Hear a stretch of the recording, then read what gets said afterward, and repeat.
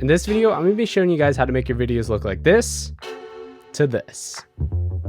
So recently K&F sent me these black mist filters to try out to see how I like it, and surprisingly, since I put these filters on this camera, a lot of people have been commenting what type of black mist or pro mist or what type of filters have I been using, and surprisingly they're extremely affordable lenses from K&F Concept. So both of these is the 1/8 and 1/4 Black Diffusion Nano K series filters. What you're seeing right now is 1/8 Black Diffusion on the lens, and that's typically what I shoot all my videos on. But I also got the 1/4, which I use very occasionally for specific shots. Now I want to kind of talk about some of the advantages having black mist filters are, but let me start off with talking about the price of these filters.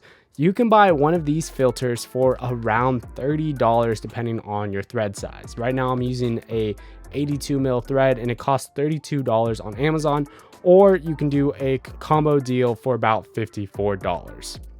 Both those links are going to be in the description below if you're interested in purchasing these. Now, these are extremely affordable options. So let's talk about some of the advantages and a couple cons that also comes with that. So first off, what these filters typically do is they just soften your image, making your digital image just look a little bit more softer and more natural to the human eye. Nextly, it's going to be blooming your highlights or blooming any lights that you have in the backgrounds, like in this shot right here. And then finally, it brings up your shadows. So all your shadows will be just slightly lifted using these filters. Basically, it's taking that digital sharpness just off your image and making it look a little bit more vintage and soft. Now, with that said, there is still a couple downsides, not only with these filters, but just in general of black mist and black diffusion filters. The first and major point is it's basically a baked in look.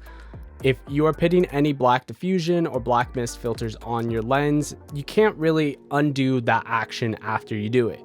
Your highlights will be bloomed, your images will be soft, your shadows will be lifted, and that's something that you have to know going into it before putting this filter on your lens. Kind of the only other con that these filters have is it may do something to your image you might not want. For example, there can be times and moments where it can create some type of ghosting in your image, or it can bloom your highlights where you can't even see your subject anymore. These are things you can't really control when you are having it be baked into the camera and baked into the image. You can go into post with tools like Dehancer and add bloom after the effect, but it won't look as natural by getting it just in the camera at first. Now, lastly, would I recommend these filters over higher end, more expensive filters? Honestly, yeah, I've been using these filters on some high-end productions and just a lot of my own client work, and no one's really noticed the difference between a $30 filter and a $200 filter. And the other thing about this is if you get into these filters first, you can get a little bit more experience and just be a little bit more experimental with not having to spend a ton of money on the highest end filters. So I would highly recommend getting this. If you are interested in buying these lenses, both those links are in the description below. Now, if you're curious to see another video where I use this filter in action on a bunch of different clips, you can check out this color grading video right here. And then YouTube recommends you might like this video right here. Until next week, guys, peace.